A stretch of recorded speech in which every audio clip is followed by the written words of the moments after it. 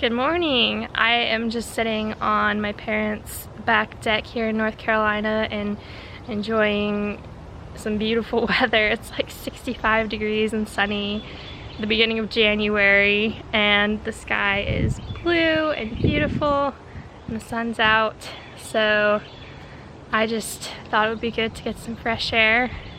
And today is actually my last day in North Carolina. My mom and I are flying out to Utah tonight, and I've been here for over a month now, and so it's been a while since we've been back home.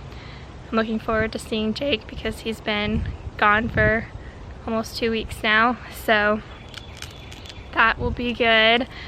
Unfortunately, flights tend to be pretty rough on me because of my intracranial hypertension, and so I'm not looking forward to that, but like always, we'll get through it and hope for the best.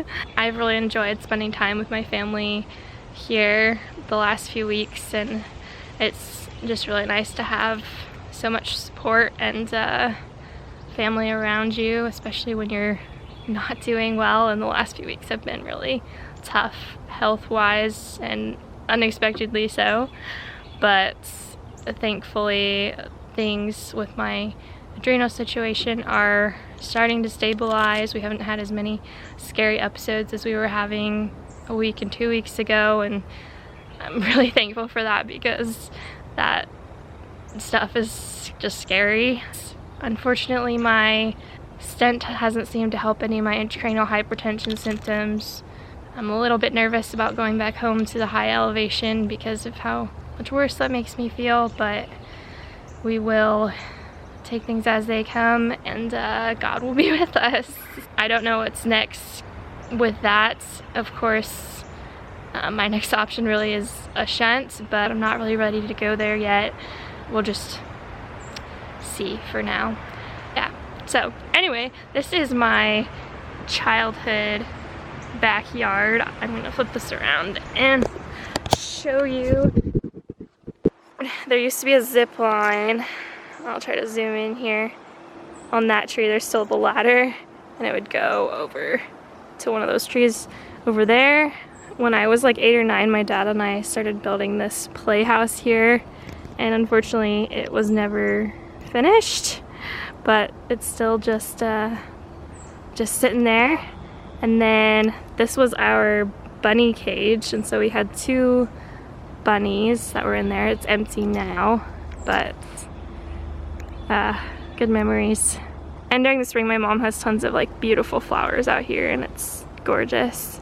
That's my childhood bedroom window, and here's the rest of the back deck. Well, I will try to take you guys along with me when we go to the airport today, but I'm not comfortable with like vlogging and videoing in public yet. Maybe we'll get there. We'll see. If not, I'll see you guys when we get back home to Utah. Hope you guys are doing okay, and just remember that I'm rooting for you. We made it on our flight.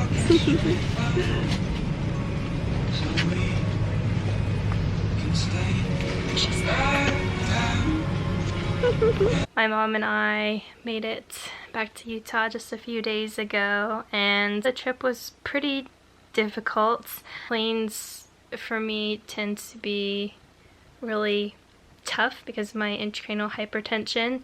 So when you go up in a plane, they pressurize it, but it's pressurized to about like 6,000 feet to like 8,500 feet. So that's still really high, and I tend to struggle more when I'm flying from sea level to Utah than from Utah to sea level, just because it's such a difference in altitude. Actually, we were waiting to get on our flight at the gate, and I was like laying on the floor because I wasn't feeling well, and there was this lady from my parents' church that was on our flight, and she actually was flying first class, and she was offering to give me her seat because she knew that I was recovering and not doing well, and it was just so kind.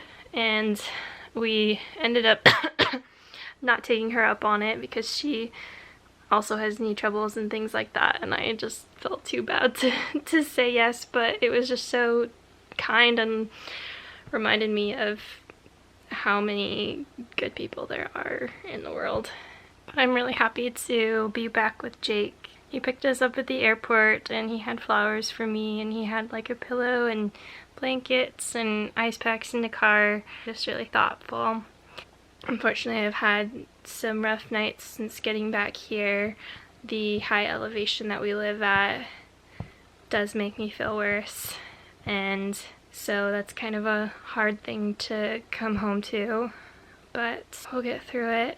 I do have to admit that I really have been struggling emotionally lately, and I think a lot of that is because of just how hard things have been physically and how many scary nights and moments we've had in the last month or so, and just kind of feeling like it never ends with my health. And I know a lot of you understand that if you're watching this, and I'm sorry if it's that way for you too. It's just hard when you have to miss out on fun things and when your life changes so much because of your illness, and it's hard when you can't do all the things that you want to do, no matter how hard you push, and that's just the reality of it sometimes. But we will continue to cling to hope and to Christ, and we'll continue to look for those moments of joy to keep us going. We can find them in every day, even if they're really small, and so I'm thankful for that. I'm thankful for the hope that Christ brings to me, and knowing that like there's purpose in our suffering. And so anyways, if you guys are struggling emotionally with how difficult it is to be chronically ill and sick all the time, then I'm right there with you. Anyways, thanks so much for following along, and I will look forward to seeing you guys next week. Bye.